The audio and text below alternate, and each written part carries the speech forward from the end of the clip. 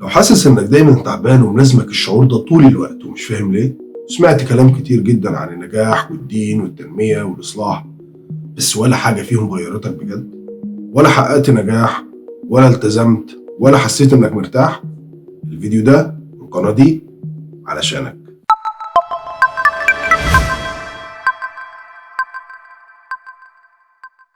احنا بقينا في حالة غريبة من التوهان، بنشتغل ومش راضيين، بنصلي وندعي ومش مرتاحين، بنسمع كلام كتير قوي ومفيش أي تغيير. أغلبنا حاسس إنه بيجري بس مش بيوصل، وفينا اللي بيجري ومش عارف أصلا هو رايح فين. يا يلوم البلد، يا يلوم الناس اللي حواليه، يا يلوم نفسه وظروفه، يا يستسلم ويقول هي كده.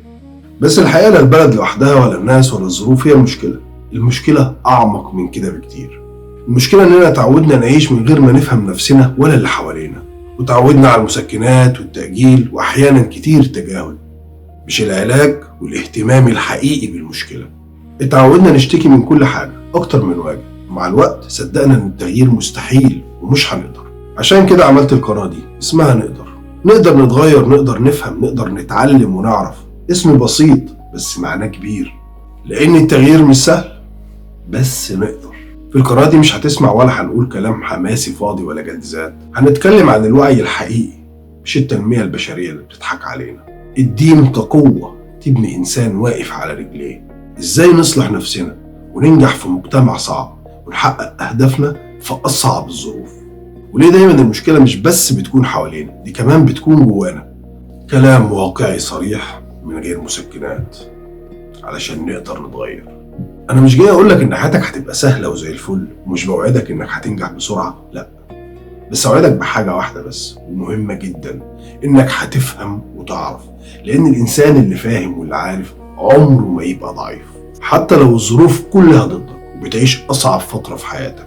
صدقني الشيء الوحيد اللي هيخرجك منها إنك تفهم وتعرف.